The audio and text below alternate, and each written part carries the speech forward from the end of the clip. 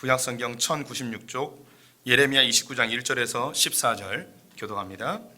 선지자 예레미야가 예루살렘에서 이 같은 편지를 느부갓네살이 예루살렘에서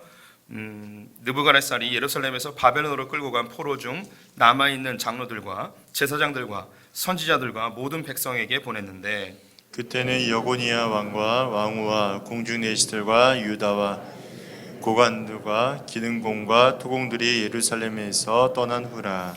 유다의 왕 시드기야가 바벨론으로 보내어 바벨론의 왕 느부갓네살에게로 가게 한 사반의 아들 엘라사와 힐기야의 아들 그마랴 편으로 말하되, 만군의 여호와 이스라엘의 하나님께서 예루살렘에서 바벨론으로 사로잡혀 가게 한 포로에게 이와 같이 말씀하시니라. 너희는 집을 짓고 거기에 살며 텃밭을 만들고 그 열매를 먹으라. 아내를 맞이하여 자녀를 낳으며 너희 아들이 아내를 맞이하며 너희 딸이 남편을 맞아 그들로 자녀를 낳게 하여 너희가 거기에서 번성하고 줄어들지 아니하게 하라. 너희는 내가 사로잡혀 가게 한 그 성읍의 평안을 구하고 그를 위하여 여호와께 기도하라. 이는 그 성읍이 평안함으로 너희도 평안할 것임이라. 만군의 여호와 이스라엘의 하나님께서 이와 같이 말씀하시니라. 너희 중에 있는 선지자들에게와 점쟁이에게 미혹되지 말며 너희가 꾼 꿈도 고지 듣고 믿지 말라. 내가 그들을 보내지 아니하였어도 그들이 내 이름으로 거짓을 예언함이라. 여호와의 말씀이니라.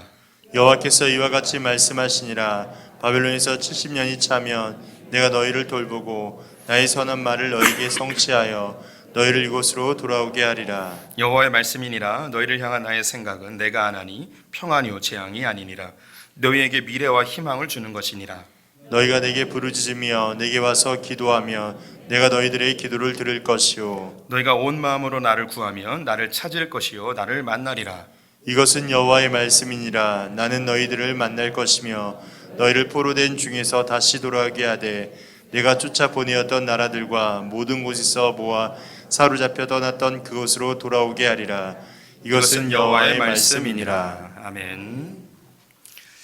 오늘도 주님의 보좌 앞으로 나오신 성도님들에게 하나님의 은혜와 평강이 함께 하시기를 축원드립니다. 우리 옆 사람에게 한번 인사해 보겠습니다. 하나님 당신 편이십니다. 감사합니다. 오늘은 추수감사주일입니다. 소풍교회는 10월 마지막 주를 추수감사주일로 지키는데요. 보편적으로 11월 셋째 주를 추수감사주일로 지키죠. 미국의 청교도들이 스스로 정한 절기가 11월 셋째 주였기 때문입니다. 초기 한국에 오신 선교사님들이 대부분 미국 분들이었기 때문에 우리도 11월 셋째 주를 추수감사주일로 지킵니다. 하지만 유럽에 있는 추수감사절을 지키는 나라들 가운데 11월 셋째 주가 아니고 추수를 즈음하여 10월 중에 지키는 나라들도 많이 있습니다. 우리 소풍교회도 한국의 기후적 상황에 맞추어서 10월 마지막 주를 이렇게 추수감사주일로 지킵니다. 소리가 계속 좀 울리고 있습니다. 우리 성도님들, 오늘 하루만큼은 감사하고 기뻐하는 날 되셨으면 좋겠습니다. 우리가 본능적으로 불평과 불만이 아주 많은 족속들이에요. 하나님이 성경에서 기뻐하라 감사하라 왜 얘기했을까요? 우리가 그게 잘 안 돼요.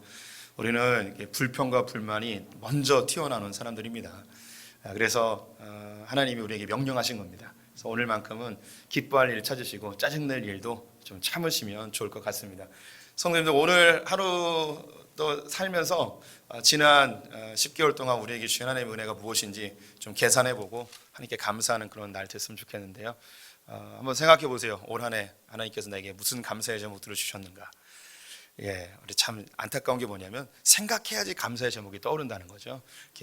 우리에게 막 감동적이고 감격적인 그런 감사 제목이 그리 많지 않고 오히려 힘든 일이 더 많은 것 같죠. 저도 한번 돌아봤습니다. 돌아보니 저에게 올해 제일 감사했던 것은 수술이 잘 맞춰진 것이고, 또 성도님들이 저에게 은혜 주셔서 6개월 동안 쉴 수 있게 해주신 것이 저에게 큰 감사였습니다. 또 육체도 돌보고 또 지난 목회 세월들을 돌아보면서 또 재정비하고 재충전할 수 있는 시간이었는데요. 6개월 해보니까 좀 아쉽다 이런 생각이 좀 들었습니다. 이게 또 불평이 나오네. 이거 안 돼요. 6개월 충분합니다. 감사합니다. 그러면 충분합니다. 우리 하박국 말씀 함께 읽어봤으면 좋겠습니다. 비록 무화과 나무가 무성하지 못하며 포도나무에 열매가 없으며 감람나무에 소출이 없으며 밭에 먹을 것이 없으며 우리의 양이 없으며 외양간에 소가 없을지라도 나는 여호와로 말미암아 즐거워하며 나의 구원의 하나님으로 말미암아 기뻐하리로다. 아멘. 우리의 환경과 상황을 뛰어넘어 구원의 하나님으로 인해서 기뻐하시고 우리의 삶의 주관자이시고 역사의 통치자이신 하나님을 신뢰하면서 하나님을 바라보며 기뻐하며 감사하는 분들 되셨으면 좋겠습니다. 추수감사절을 맞이해서 어떤 설교를 할까 고민하다가 오늘 본문을 준비해 봤는데요. 우리 성도님들 다음에 나오는 글자들 한번 보시죠. 자연, 순수, 신선, 참된, 200년 전통, 천연, 착한 가격, 유기농, 이런 단어 보시면 뭐가 떠오르십니까? 화장품이 떠오르시는 분들도 있고 식품이 떠오르는 분들도 있을 것입니다. 얼마 전부터 식품에 이 신선, 자연, 순수, 참 이런 단어들이 붙는 제품들이 많이 생겼습니다. 왜냐하면 잘못된, 거짓된, 속이는 그런 제품들이 많다 보니까 이런 단어들, 전통, 천연, 자연 이런 단어가 있으면 사람들에게 어떤 신뢰감을 주는 것 같아요. 그래서 이런 단어들을 보면 다음 페이지 보시면은 이런 단어들이 자연스럽게 떠오르게 되어집니다. 정의, 정직, 믿음, 신뢰, 솔직, 깨끗한, 진심 이런 단어들이 떠오르죠. 이 모든 그 단어들을 하나로 엮으면 이것을 진정성이라고 이야기를 합니다. 물질주의 사회 속에서 다른 사람을 조금 속여서라도 더 많은 이익을 얻으려 하는 이 사회적 구조 속에 사람들이 그 마음속에 정직한 것, 깨끗한 것, 순수한 것, 솔직한 것 이런 것에 대한 갈망이 점점 강해집니다. 이 모든 우리의 갈망들을 하나로 엮은 단어가 진정성이라는 단어입니다. 우리가 국어사전을 찾으면 진정성이라는 단어가 나오지 않습니다. 이것은 몇 년 전에 새롭게 만들어진 신생어입니다. 이 사람들의 마음속에 이 정직한 사회, 정의로운 사회에 대한 갈망함이 점점점 강력해지다 보니까 이것을 아예 단어로 만들어 버린 거죠. 식품뿐만 아니라 우리 사회 전반에 진정성 있는 사회에 대한 열망이 강합니다. 특별히 정치인들을 향하여서 우리는 진정성 있는 정치인을 갈망하게 되죠. 사회가 혼란스럽고 정치에 의해서 국가의 경제뿐만 아니라 많은 부분이 영향을 받기 때문에 정치인들에 대한 진정성을 기대합니다. 오랜 기간 동안 권력을 잡고 있는 사람들이 그 권력으로 자신들의 이익을 축적해가고 유전무죄, 무전유죄하면서 이 사법부도 좌지우지하는 그런 상황을 보며 우리의 마음속에 정의로운 사회 이런 것을 갈망하게 되어집니다. 그러면서 새로운 정권들이 나타나게 되어지죠. 우리나라뿐만 아니라 많은 나라들이 그러합니다. 그런데 시간이 지나면서 어떤 일이 벌어지는가? 정의를 이야기하고 사회 공정을 이야기하고 진정성이 있다고 생각했던 그런 정치인들도 시간이 지나 보니 그들과 다르지 아니한 그런 더러운 부분들이 더 부각되어지죠. 이전에 있던 사람들은 그러려니 생각했는데 오히려 진정성을 갖고 있을 거라고 생각했던 사람들에게 그런 부정한 모습이 나타나니 더 큰 실망감과 더 큰 분노가 차오르게 되어지는 것을 우리는 최근에도 여러 번 경험하게 됩니다. 이것은 우리나라뿐만 아니라 전 세계가 지금 공통적으로 겪고 있는 아주 중요한 이슈입니다. 인터넷이 발달하면서 어떤 사람의 배경과 뒤의 발자취를 우리는 쉽게 검색할 수 있고 찾아볼 수 있는 시대가 되었습니다. 그래서 겉으로 이야기하는 것과 그의 살아온 발자취가 다를 때에 사람들은 이 사람에 대해 신뢰하지 못하게 되어지죠. 그래서 사람들은 점점 더 이 진정성 있는 사람을 갈망하게 되어집니다. 요즘 그 전 세계적인 인기를 얻고 있는 한국의 아이돌 그룹이 있습니다. BTS이죠. BTS는 한국보다 오히려 더 외국에서 인기가 많은 것 같아요. BTS의 인기를 연구한 많은 문화학자들이 있습니다. 그들이 공통적으로 이야기한 것이 뭐냐면 BTS는 진정성이 있다는 거예요. 전 세계의 10대와 20대들이 고민하고 씨름하고 있는 그들의 문제에 대해서 솔직하게 진정성 있게 다가가는 가사와 그들의 태도가 전 세계에 있는 젊은이들의 마음을 위로하고 그들의 마음을 사로잡았다는 것이죠. 진정성은 오늘날 시대에 매우 중요한 덕목이 되어버렸습니다. 이러한 진정성에 대한 갈망은 자연스럽게 교회로까지 옮겨오게 되었습니다. 한국교회가 이 세상을 향하여서 진정성 있는 교회로 받아들여지느냐, 이것에는 우리가 퀘스천 마크를 붙일 수밖에 없죠. 겉과 속이 다르고 말하는 것과 행동하는 것이 다른 그런 교회의 모습에 사람들은 교회를 더 이상 진정한 종교라고 받아들이지 않고 있습니다. 사랑에 대해서 이야기하면서 서로 사랑하지 않는 교회들이 수없이 많이 있고, 사람을 용서하고 용납해야 된다고 강단에선 이야기하면서 교회가 서로 싸우고 분열하고 심지어 사설 용역까지 동원하여 교회를 가로막고 철책으로 잠그고 경찰이 출동하는 일들이 언론에도 심심치 않게 보도되어지는 것을 우리가 봅니다. 세상 사람들이 그것을 보면서 저들은 말하는 것과 행동하는 것이 다르구나, 진정성이 없구나 라고 이야기합니다. 제가 6개월 동안 쉬고 또 지금 이제 복귀한 지 3개월이 지났는데 거의 1년 내내 제 안에 있는 가장 큰 이 고통이랄까요, 신음이랄까요, 저의 기도 제목은 한국 교회였습니다. 저는 코로나에 대해서 솔직히 별로 관심이 없습니다. 하나님은 늘 역사 속에서 전쟁, 기근, 질병, 전염병으로 이 역사를 다루어 오셨습니다. 특별히 하나님과 멀어진 시대 가운데 전염병을 일으켜서 알곡과 죽정리를 가르치고 사람들의 마음을 하나님께로 향하게 하고 교회를 정결케 하는 과정으로 늘 사용하셨습니다. 그래서 이 코로나가 그러한 것인데, 이거보다 더 마음 아픈 것은 이 코로나 시국에 한국 교회가 이 세상으로부터 조롱과 멸시와 수치를 당하는 모습이 저에겐 엄청난 큰 고통이었습니다. 이것은 그리스도인들이라면, 적어도 내가 거듭난 그리스도인 하나님의 백성이라고 스스로 인정하고 고백하는 사람이라면 한국 교회에 당하는 현실에 대해서 저와 같은 고통을 동일하게 느끼시리라고 생각이 듭니다. 마태복음 5장 말씀을 같이 읽어보겠습니다. 너희는 세상의 소금이니 소금이 만일 그 맛을 잃으면 무엇으로 짜게 하리요?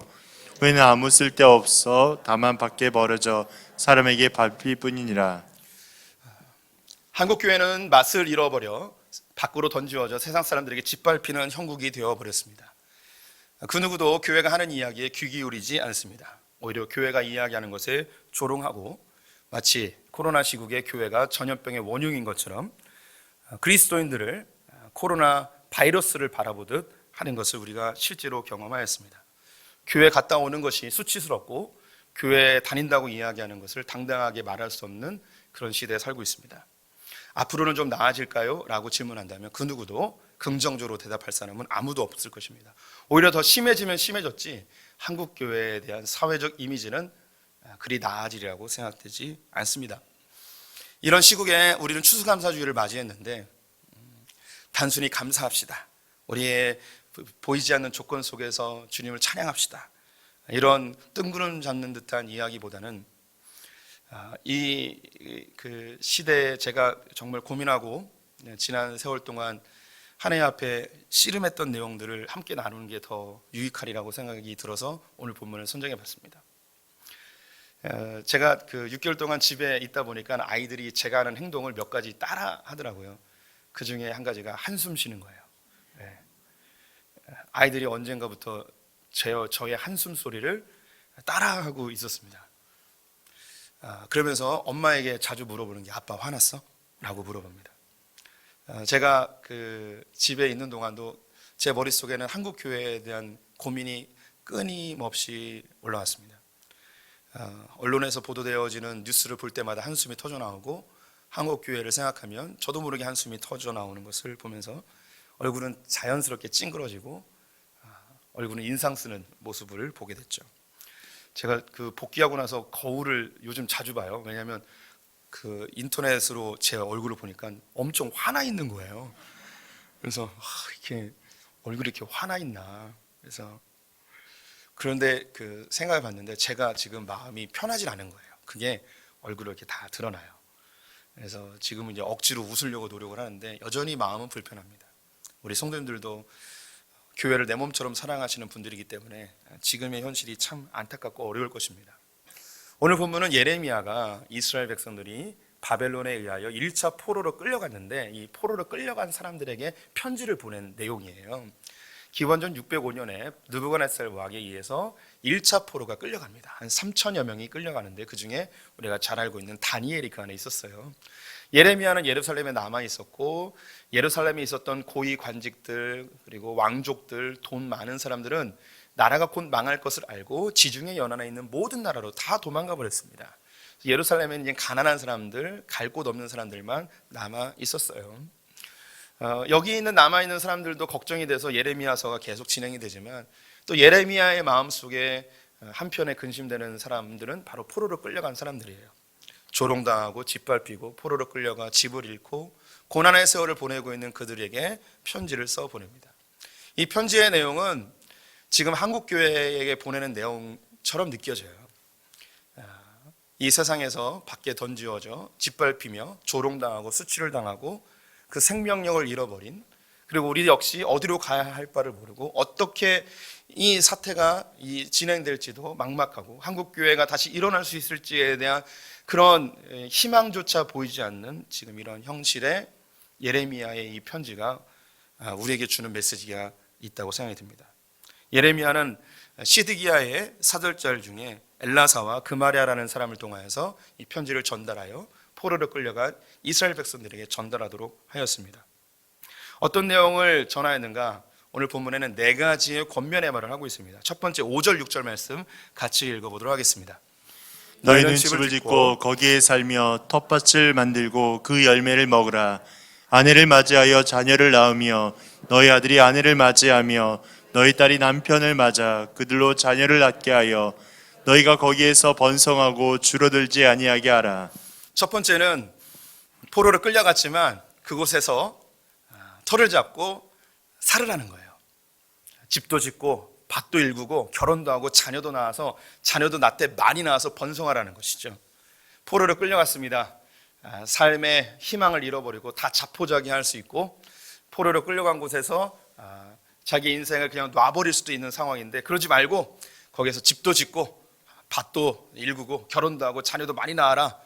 너에게 주어지는 삶에 충성하고 최선을 다해라 라고 권면을 합니다. 사람들이 위기의 상황이 되고 이 절망적 상황이 되면 사람들의 마음속에 이 사회로부터 분리되어지고 싶은 욕구가 있습니다. 사업이 망하거나 가정이 파괴되어지면 어떤 분들이 아예 사회로부터 스스로 분리하여 홀로 생활하는 경우들도 많이 있죠. 다 내려놓고 노숙자처럼 살아가는 사람들도 있습니다. 우리도 신앙이 그렇습니다. 이 사회에 영향력을 주지 못하는 이런 기독교를 보면서 역사 속에서도 늘 분리주의자들이 나타났어요. 그래서 사회에 들어가지 못하고 우리끼리만 신앙생활을 하자 하면서 산속으로 들어가는 그런 무리들이 늘 있었습니다. 근데 예레미야는 이야기하는 거죠. 너희들 타국에 있을지라도 너희들 스스로 주눅들거나 거기에 매몰되지 말고 거기서 일상적인 삶을 최선을 다해 살아봐라. 그리고 자녀도 많이 낳아라 라고 권면하는 거죠. 두 번째 내용 7절 말씀 함께 보겠습니다. 너희는 내가 사로잡혀 가게 한 그 성읍의 평안을 구하고 그를 위하여 여호와께 기도하라. 이는 그 성읍이 평안함으로 너희도 평안할 것임이니라. 바벨론으로 끌려갔는데 두 번째 권면의 내용이 그 바벨론을 위해서 기도하라는 거예요.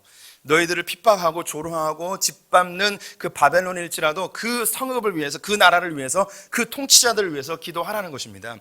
성경 전체에 흐르고 있는 중요한 하나님의 메시지 중에 하나가 뭐냐면 모든 권세는 하나님께서 세우셨다는 거예요. 좋은 지도자든 나쁜 지도자든 관계없이 하나님께서 목적을 가지고 세우셨다는 것이죠. 그래서 그 권세들을 위해서 기도하라는 겁니다. 중요한 이유는 그들이 평안해야 너희들도 평안하다라는 것이죠. 세 번째 8절 말씀 보겠습니다.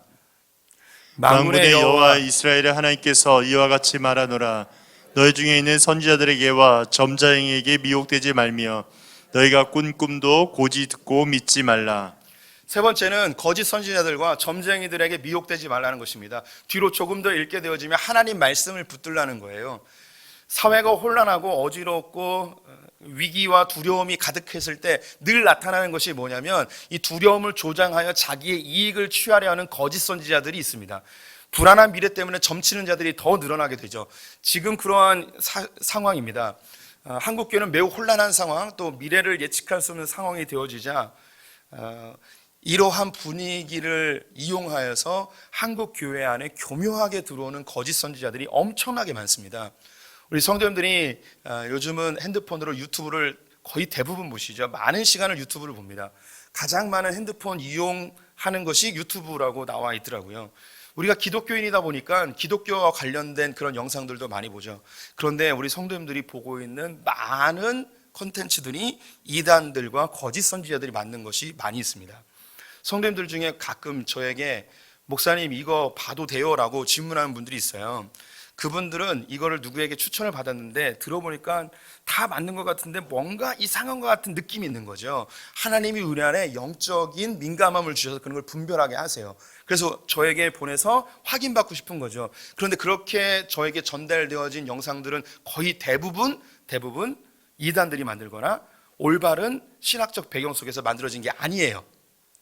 그래서 우리 성도님들이 지금 이 시기에 혼란한 그리고 미래를 예측할 수 없는 이 시기에 자칫 잘못하면 그런 거짓 선지자들에게 선동되어져 우리의 신앙이 그릇된 길로 갈 수 있는 위험성이 매우 높습니다. 그럼 이때 우리는 어떻게 해야 되는가? 예레미야가 이야기한 것처럼 더 말씀에 가까이 가야 되는 거예요. 누군가 해석하여 전하여 준 말씀이 아니라 하나님이 직접 주신 말씀에 더 가까이 가야 하는 것이죠. 참고로 이야기한다면 담임 목사 옛날 설교들을 이런 거를 반복해서 들으시는 것도 좋을 것 같습니다. 그리고 우리나라 3대 설교자 있잖아요. 이찬수 목사님, 유기서 목사님, 김창현 목사님 이런 설교를 자주 들으시면 안전하지 않을까 이런 건 편집해 주시기 바라고. 네 번째로 예레미야가 이야기합니다. 포로로 끌려간 이스라엘 백성들 12절입니다. 너희가 내게 부르짖으며 내게 와서 기도하면 내가 너희들의 기도를 들을 것이요. 이스라엘 백성들이 언제 고향으로 돌아갈지 막연합니다. 성경은 70년이라고 이야기했는데 이 70년은 완전수예요. 충만하게 이를 때까지 이 일이 진행되는 거예요. 끌려간 사람들 중에 많은 사람은 돌아오지 못합니다. 그리고 그 다음 세대들이 돌아오는 경우들도 있죠. 우리가 이 믿음을 이 어려운 시대에 유지한다는 것이 참 쉽지 않습니다. 그래서 예레미야는 기도하라고 합니다. 하나님을 찾으라고 이야기하죠. 우리 성도님들 지금은 무엇보다 기도가 중요한 때입니다. 나의 믿음을 위해서, 한국교회를 위해, 소풍교회를 위해, 우리 성도님들의 자녀들을 위해 더욱 기도하셔야 되는 때인 것이죠. 네 가지를 예레미야가 권고했습니다. 첫째, 너희가 간 그곳에서 최선을 다하여 성실하게 살아라. 자녀도 많이 낳고 집도 짓고 살아라. 두 번째, 너희의 성읍을 위하여 기도해라. 원수들을 위해 기도해라. 세 번째, 거짓 선지자들에게 미혹되지 말고 하나님 말씀 붙들어라. 네 번째, 기도해라 라는 거죠. 그러면 성도님들, 이스라엘 백성들이 바벨론의 포로로 끌려가 그들이 이 말씀에 순종해서 잘했을까요? 한번 나라가 망해봤잖아요. 포로로 끌려왔잖아요. 굉장한 위기의식 속에 이 편지를 받아든 이스라엘 백성들은 이대로 따라합니다. 그들은 회당을 지어서 자기의 자녀들에게 신앙 교육을 시키고 함께 모여 기도하고 함께 예배하게 됩니다. 성전의 예배가 종식되어지고 회당의 예배가 되어 있는데 이 회당의 예배가 그대로 지금 우리가 드리고 있는 신약의 교회 예배로 그대로 전수가 되어집니다. 그들은 신앙을 잘 지키기 위하여 율법을 잘 정리하여 613가지를 만들었고 이것을 열심히 지키고자 하는 사람들이 바리새인들이었습니다. 그 훗날에 이들이 또 종교화되어지고 타락하게 되었지만 그 바벨론의 포로 생활 동안에는 그들이 하나님 앞에 정결하게 살기 위해 힘썼습니다. 그 대표적인 인물로 나타나는 것이 다니엘입니다.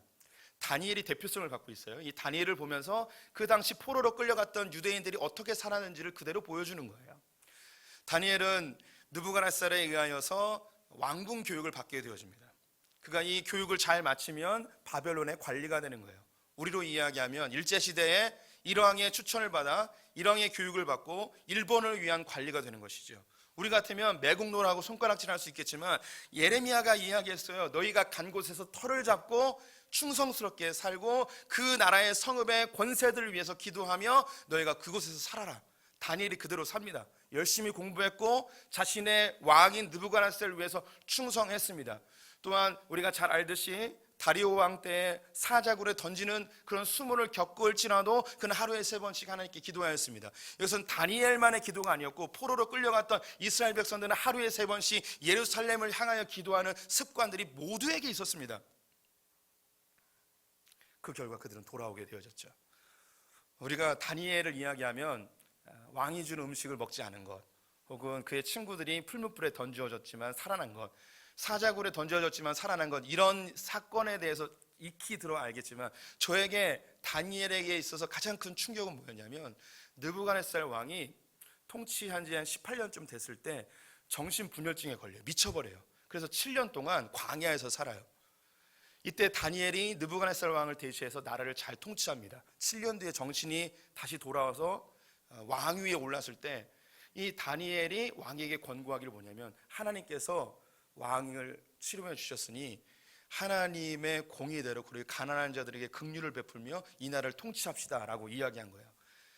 이 다니엘의 이야기를 느부갓네살 왕이 수용을 하였고, 그 이후로 다니엘과 느부갓네살은 하나님의 나라를 이방 땅 가운데서, 그 바벨론 땅 가운데서 그걸 이루는 거예요.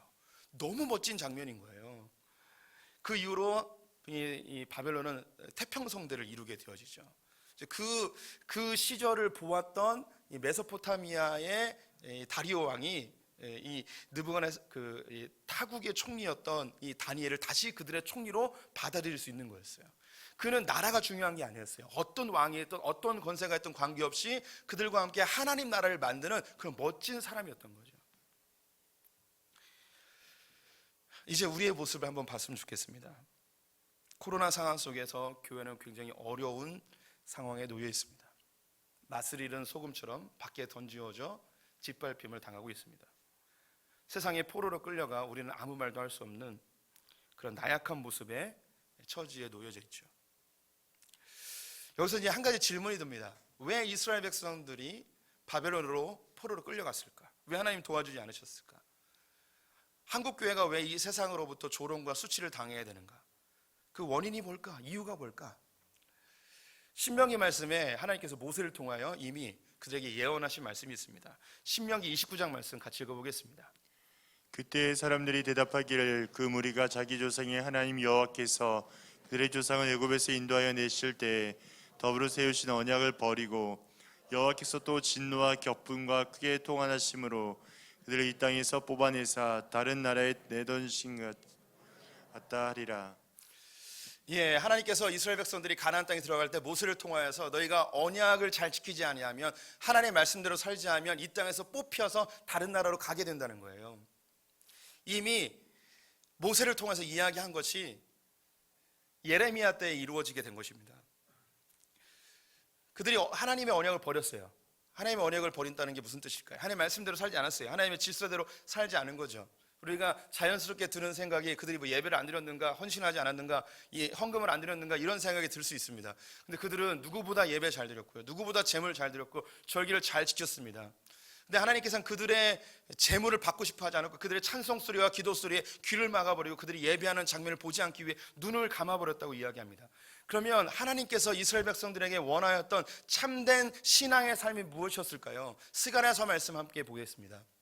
만군의 여호와가 이같이 말하여 이르시기를 너희는 진실한 재판을 행하며 서로 인애와 긍휼을 베풀며 가부와 고아와 나그네와 궁핍한 자를 압제하지 말며 서로의 하려고 마음에 도모하지 말라 하였으나. 예, 하나님께서 이스라엘 백성들에게 성전에서 예배를 잘 드리는 것, 이것도 중요하지만 이 예배를 통해서 하나님의 마음을 받고 하나님의 질서를 받아서 이 땅의 진실한 재판, 서로 인애와 긍휼을 베풀고 고아와 과부와 나그네를 돌봐주고 서로 자신의 이익을 위하여서 도모하여 사람의 것을 빼앗지 말고 토색질하지 말고 이런 삶을 원하신 거예요. 정의와 공의로운 사회를 이야기하는 거죠. 장사하는 사람들은 추를 속이지 말고 정직하게 장사하고 각자 자기에게 주어진 그 직업 안에서 그 마땅히 해야 될 바를 잘 실천하는 하나님의 질서대로 사는 것을 요구했습니다. 근데 이스라엘 백성들은 종교화되어지고 하나님의 말씀대로 살지 않은 것이죠. 지금 한국교회가 하나님께 버림받은 상황이 되었습니다. 밖에 던지어져 짓밟혀버리는 엄청난 고통의 세월을 보내고 있습니다. 왜 하나님께서 이렇게 한국교회를 내버려 두셨을까요? 그 이유가 여기 있습니다. 한국교회가 종교화되어 버렸습니다. 공산주의가 한때 전 세계를 휘감았는데 공산주의가 망할 수밖에 없었던 중요한 이유에 대해 한 사회학자가 해석한 것을 봤습니다. 공산주의의 가장 큰 맹점이 뭐였냐면 그 공산당의 주요 인물들의 이 진정성 없는 태도였다고 합니다. 그들이 구호로 이야기하기를 가진 자의 것을 빼앗아 가난한 자들에게 나누어져 공평한 세상을 만들고자 하였죠. 사람들은 열광했습니다. 그런데 이 공산당들이 어떻게 했는가? 가진 자의 것을 빼앗아서 가난한 자들에게 나눠주긴 하였는데 일부만 나눠주고 거의 대부분은 그 공산당이 다 손아귀에 움켜잡고 있었던 것이죠. 그래서 이 공산주의는 이 진정성 없는 그들의 이데올로기에 의해서 자연스럽게 패망해 버렸다는 것입니다. 근데 그 사회학자가 동일하게 이야기하는 것이 현대 기독교가 이렇게 되었다는 거예요. 현대 기독교는 진정성이 없다는 거예요. 교회가 겉으로는 거룩한 척, 정결한 척 이야기하지만 그들 내면 속에 있는 죄악성을 사람들이 다 안다는 거예요. 목회자는 하나님 앞에 정직함과 순결함을 이야기하지만 일부 목회자들의 이야기가 과장된 걸 수 있겠지만 다른 일반 성도들을 심지어 믿지 않는 사람들에게 이 목사는 부정직한 사람, 심지어 모든 목사들이 그 성적인 범죄자들을 바라보듯이 하는 그런 눈빛을 우리 성도님들이 아시죠? 우리 성도들 역시 목회자를 신뢰하지 않는 세상이 돼버리지 않았습니까? 이게 교회가 갖고 있는 진정성 없는 모습 때문에 자연스럽게 기독교도 이 세상에서 사라질 거라고, 공산주의와 똑같이 사라질 거라고 평가한 사회학자의 이야기를 귀 기울여 들을 필요가 있습니다. 종교적으로는 너무나 화려하고 멋진 한국교회입니다. 하지만 하나님의 질서, 하나님의 말씀이 우리의 삶에 사라져버린 지 오래인 것 같습니다. 이때 이 예레미야의 글이 우리에게 큰 울림이 됩니다. 예레미야가 이야기한 것처럼 우리에게도 네 가지의 교훈을 얻어보고자 합니다. 첫 번째는요, 어려운 때이지만 우리 성도님들 이 세상 속에 들어가 자기의 삶에서 하나님의 소금과 빛의 역할을 감당해 주십시오. 정직하게 살아주시기 바랍니다. 사람을 속이지 않고 내가 조금 손해볼지라도 하나님의 나라를 이룬다는 마음으로 살아내셔야 합니다. 또한 우리의 다음 세대에게 믿음을 전수하기 위하여 애쓰셔야 됩니다. 번성케 해야 됩니다.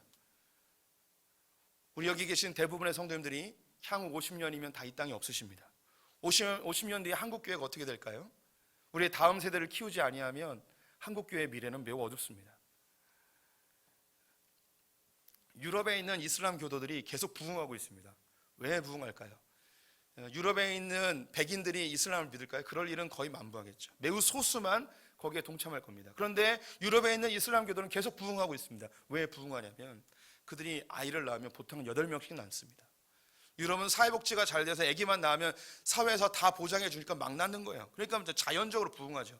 반면에 기독교인들은 아이를 안 낳거나 낳아도 1명, 2명 낳다 보니 자연스럽게 수적으로 감소하게 되어집니다. 한국교회도 그렇게 될 거예요. 우리 성도님들 아이 많이 낳으세요. 여기 보니까 가망성이 대부분 없는데 뭐 속위에 그 연불하는 것 같은 느낌이지만, 우리 성도님들 자녀들이 있다면 자녀 많이 낳으라고, 내가 다 키워주겠다고. 아멘이 없네요.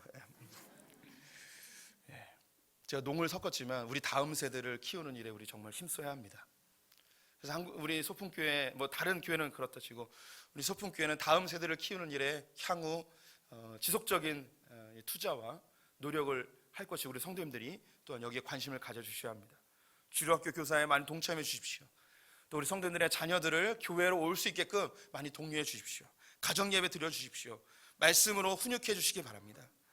우리 자녀들이 교회를 안 나오면 손자 손녀들 데리고 올 수 있잖아요. 저희 어머니 아버지는 교회 안 다니셨지만 저희 할머니가 저를 업고 끌고 해서 교회 데리고 가셨어요. 저희 할머니는 50대부터 허리가 굽으셨어요. 90도로 굽으셨어요. 그런데 제가 걸을 수 없을 때 업고 교회를 다 가셨어요. 첫 손주에게 이 믿음의 신앙을 물려주고 싶다고 하시면서 가셨어요. 1시간을 걸어서 가셨어요. 가다가 쉬고 하면서 거기까지 가셨죠. 저희 어머니는 늘 할머니를 원망합니다. 니네 할머니 때문에 네가 목사가 됐다고. 저는 할머니가 너무너무 감사합니다. 우리 성도님들, 내 자녀가 주님을 모른다면 내 손주라도 하나님을 알 수 있도록 길을 열어주셨으면 좋겠습니다. 또한 우리는 이 땅의 통치자들을 위해서 기도해야 됩니다. 우리 성도님들의 눈에 지금 정권을 잡고 있는 이 세력들이 교회에 대해서 부정적인 시각을 갖고 있음을 많은 분들이 느끼고 계시리라고 생각이 듭니다. 네, 저도 뭐 그렇게 생각이 듭니다. 그런데 성도님들 아셔야 될 게 뭐냐면 성경은 늘 우리에게 주어진 권세는 하나님께서 세우셨다고 합니다. 이 권세를 하나님께서 세우신 이유가 있을 거예요. 분명히 있어요.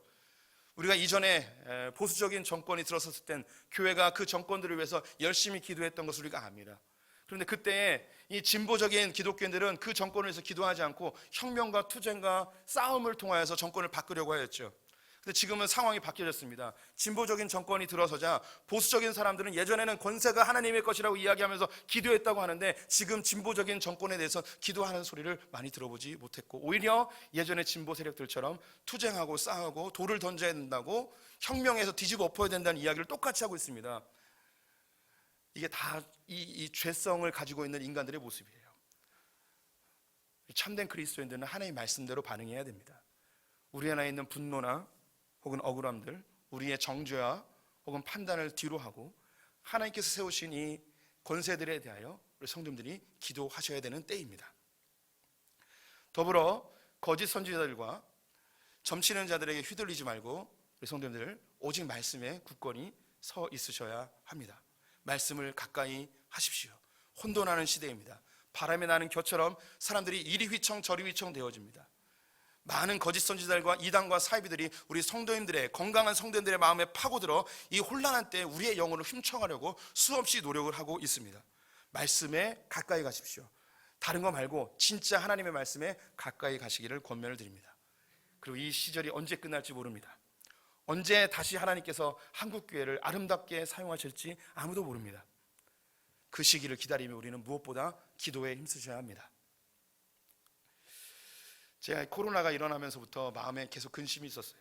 기도를 더 해야 되는데, 더 간절히 기도해야 되는데 계속 갈등하다가 지난주 소풍축제를 기점으로 제 마음에 결단이 있었습니다. 천태성 목사님이 기도와 금식 외에는 이런 유가 나지 아니한다라는 그 말씀을 선포할 때 가슴속에 갈등하던 부분을 확증하였습니다. 금식해야 될 때구나 라는 생각입니다. 그래서 다음 달부터 우리 교회는 113 운동을 하도록 하겠습니다. 113 운동이 뭐냐? 한 달에 한 번 세 끼 금식. 아멘이 없습니다. 너나 해라 라는 눈빛이죠. 교육자들과 이미 한번 나눴습니다. 교육자들도 아멘이 없었습니다. 그리고 회의가 끝나고 다 물러갔는데 송미애 전사님이 저에게 개인적으로 찾아왔습니다. 목사님, 저는 금식을 못합니다. 죽여버리고 싶었습니다. 하지만 저는 인자하고 겸손한 자여서 그렇게 이야기하지 않고 이렇게 얘기했습니다. 강요는 아닙니다. 개인적인 선택입니다. 네, 맞습니다. 우리 성도님들, 금식을 하든 안 하든 관계없이 지금은 매우 중요한 때이고 하나님께 기도해야 될 때입니다. 어쩌면 목숨 걸고 기도해야 되는 때이죠. 제가 대학생 때 금식을 참 많이 했던 사람입니다. 대학생활을 정리하면서 금식도 정리했어요. 그때 제가 다짐한 게 뭐였냐면 이제 금식을 하지 말아야겠다.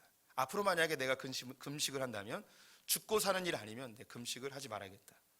목회하면서 몇 번의 금식이 있었는데 지금이 그러한 금식의 때라고 생각이 듭니다. 그래서 저는 우리 성도들에게 모범을 보이기 위해서 혼자만 결심하면 잘 안 지킬 수도 있어서 제가 고백합니다. 저도 113 운동에 참여할 텐데 한 달에 한 번 3일 금식을 하기로 결정을 했습니다. 그래서 우리 성도님들도 지금 매우 중요한 때입니다. 기도해야 될 때입니다.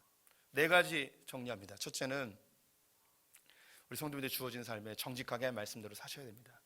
두 번째는 우리에게 주어진 권세에 대해서 기도해 주십시오. 그리고 다음 세대에게 믿음을 전수해 주시고 거짓 선지에게 휘둘리지 마시고 말씀에 굳건히 서시기 바랍니다. 그리고 기도하셔야 됩니다. 여기서 이제 가장 본질적인 문제가 있습니다. 하나님께서 왜 이스라엘 백성들을 가나안 땅에서 바벨론으로 던지셨는가? 왜 하나님께서 한국교회에게 이런 수치와 조롱의 때를 주셨는가? 왜라는 질문이죠. 이스라엘 백성들이 종교화되어지고 하나님과 멀어져 버렸습니다. 하나님께서는 그들을 바벨론 땅으로 보내셔서 70년 동안 그들 하나님과 가까이 하는 정결의 기간으로 삼으셨습니다. 왜 이 정결의 기간을 삼으셨는가? 하나님께서 처녀 이스라엘을 만들고 싶으셨습니다. 가나안 땅에서 우상 숭배로 더럽혀진 이스라엘을 바벨론에서 정결케 하는 과정을 통하여 처녀 이스라엘, 순결한 이스라엘을 만드시는 거죠. 왜 처녀 이스라엘이 필요했을까요? 그 이스라엘 가운데 예수 그리스도가 태어나셔야 하기 때문입니다. 더럽혀진 이스라엘이 아니라 순결한 처녀 이스라엘을 통하여 예수 그리스도가 태어나야 하기 때문에 그들에게 정결의 과정을 70년을 삼으신 것이죠. 그럼 한국교회에게 왜 이런 조롱과 시련의 때를 주시는가? 분명히 이 시기에는 우리를 정결케 하는 과정입니다. 그럼 목적이 있겠죠. 시간이 지나서 하나님이 왜 이 시기를 우리에게 주셨는지 우리는 밝히 알게 될 것입니다. 하지만 제가 기도하며 생각한 게 있어요. 이건 지극히 개인적인 의견입니다. 성경과 아무 관계없고 저에게 하나님 주신 마음이에요. 그것은 바로 북한 때문이라는 생각이 들었습니다. 박근혜 정권 때 통일 대박론이라고 한참 이야기했습니다. 이건 단순한 구호가 아니었고 실제적인 통일의 계획이 다 세워져 있었습니다. 가까운 분 중에 군목이 계세요. 그분이 이야기해 주기를 그 당시에 군대가 통일되면 북한으로 먼저 다 들어갈 것이 다 계획이 돼 있었습니다. 어떤 군대가 어디 가서 그곳을 장악할지 다 되어 있었습니다. 먼저 군대가 들어가요. 그 다음에 군목들이 들어갑니다. 그래서 군목들이 들어가 어디로 배치될지 다 돼 있었어요. 제가 가까이 있는 그 목사님은 평양 어디로 가기로 다 돼 있었어요. 그리고 한국에 있는 교회들이 그 다음에 어디로 갈지도 다 정해져 있었어요. 한국에 있는 경제단체들이 무엇을 할지도 다 정해져 있었습니다. 그런데 갑자기 다 올스톱 돼버렸습니다. 근데 만약에 그때 통일이 됐다면 무슨 일이 벌어지는가? 한국교회가 북한의 점령군처럼 들어가서 마치 한국교회가 기도해서 이런 통일이 이루어졌다는 그런 교만한 마음이 한국교회에 강하게 들었을 거예요. 근데 하나님께서 이걸 다 멈춰버렸습니다. 저는 북에 있는 우리 형제 자매들의 눈물의 기도를 하나님께서 들으시는 줄 믿습니다. 반드시 그들이 자유롭게 하나님을 경배할 날이 곧 오리라고 확신합니다. 근데 이 일은 하나님이 하시는 거예요. 근데 이 영광을 그 누구도 가르쳐서는 안 돼요. 그런데 한국교회가 이걸 가르칠 수 있는 좋은 시기가 되었었어요. 한국교회는 하나님의 마음에 흡족한 교회가 아니었기에 한국교회를 겸손케 하시는 시기를 맞이하였습니다. 이제 언젠가 통일의 때가 되어지면 북한의 성도들도 힘이 없고 한국의 교회도 힘이 없을 때, 그런데 기적적인 방법으로 하나님이 통일을 이루셨을 때에 남쪽에 있는 교회와 북쪽에 있는 교회가 동일한 목소리로 선포할 겁니다. 이 통일은 하나님이 이루셨습니다. 한국교회는 멋지고 화려한 외모가 있습니다. 하지만 가슴 뛰는 심장이 없습니다. 하지만 저 북에는 뼈만 남아있는 곳에 쿵쾅쿵쾅 뛰는 열정 넘치는 심장이 그곳에 있습니다. 하나님께서 언젠가 이 대한민국의 화려함과 건강함과 저 북에 있는 뜨거운 심장이 결합되는 날, 한국교회가 하나님께 멋지게 다시 한번 사용될 것이 제 눈에만 그려집니다. 저는 그래서 소망이 있습니다. 이 시기를 예레미야가 이야기한 것처럼 이렇게 겸손하게 잘 이겨낸다면 하나님께서 처녀 이스라엘을 만든 것처럼 이 대한민국 교회를 아름답게 다시 사용할 것을 꿈꿔봅니다. 11절 말씀 같이 읽어보겠습니다. 여호와의 말씀이니라. 너희를 향한 나의 생각을 내가 아나니 평안이요 재앙이 아니니라. 너에게 미래와 희망을 주는 것이니라. 주님의 생각은 재앙이 아닙니다. 지금의 이 시련은 하나님의 놀라운 미래와 희망으로 가는 과정인 줄 믿습니다. 함께 찬양하겠습니다.